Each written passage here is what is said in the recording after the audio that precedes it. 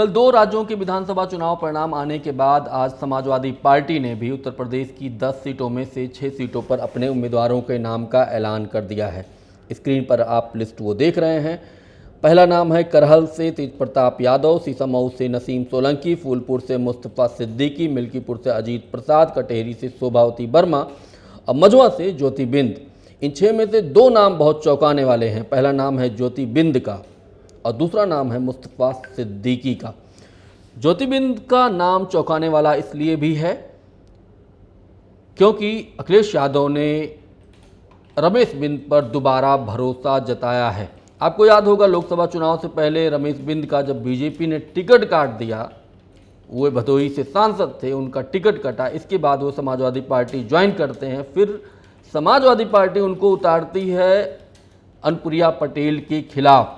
बहुत अच्छा वो चुनाव लड़े, मामूली अंतरों से चुनाव वो हार गए, लेकिन अखिलेश यादव ने उन पर दोबारा भरोसा जताया। उनकी बिटिया ज्योति बिंद को मझवा विधानसभा सीट से उतार दिया है। इस सीट पर ऐसा बताया जाता है, जो सामाजिक आंकड़े हैं, निषाद बाहुल ये सीट है और साथ में ब्राह्मणों की भी ठीक ठाक संख्या है।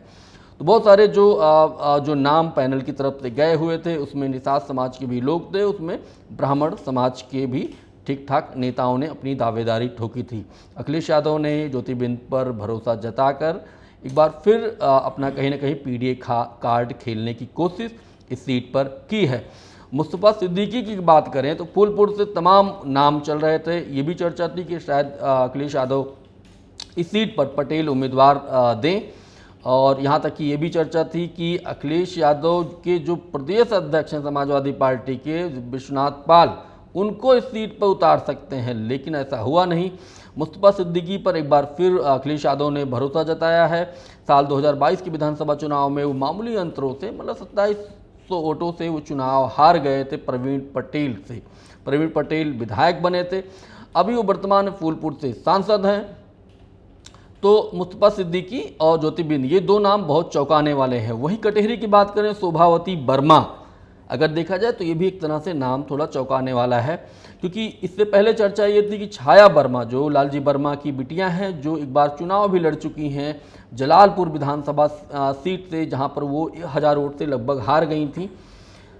ये चर्चा थी कि हो सकता है लालजी वर्मा का जो आने वाली जो पीढ़ी है उनको राजनीति में वो ला सकते हैं, मतलब छाया वर्मा को दोबारा वो चुनाव लड़ावें, लेकिन ऐसा कुछ हुआ नहीं।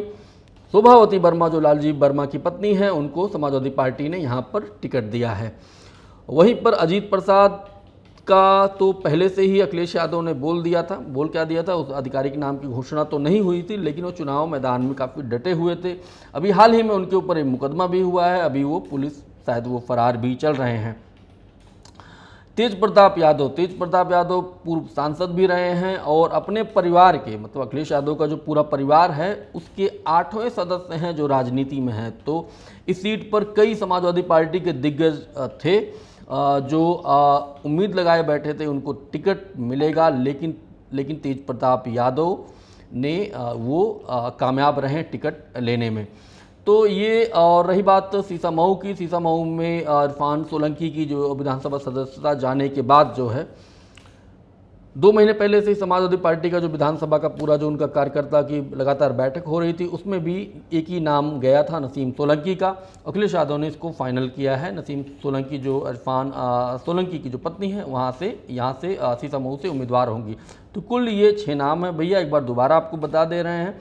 करहल से तेज प्रताप यादव, सीसामऊ से नसीम सोलंकी, फूलपुर से मुस्तफा सिद्दीकी, मिल्कीपुर से अजीत प्रसाद, कटेहरी से शोभावती वर्मा और मझवा से ज्योति बिंद।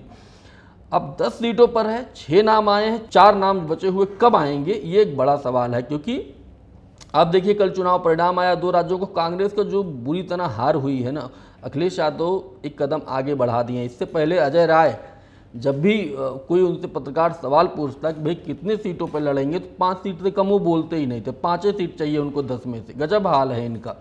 तो अखिलेश यादव ने कहीं ना कहीं एक कदम आगे बढ़ा दिया है। अब बची हुई 4 सीटों में कांग्रेस कितने पे लड़ेगी, अखिलेश यादव कितनी सीटें देंगे, अब ये समय बताएगा। वहीं दूसरी तरफ भारतीय जनता पार्टी जो लगातार एक विधानसभा में 3-3, 4-4 मंत्री डटे हुए हैं, उनका क्या होगा, वो कब उम्मीदवारों का नाम का ऐलान करेंगे। हो सकता है जल्दी ही, वो 1 आध हफ्ते, 10 दिन, 20 दिन में, मतलब उनकी तरफ से भी नाम आ जाएं। वैसे ये लड़ाई जो है 10 सीटों पर काफ़ी दिलचस्प होने वाली है।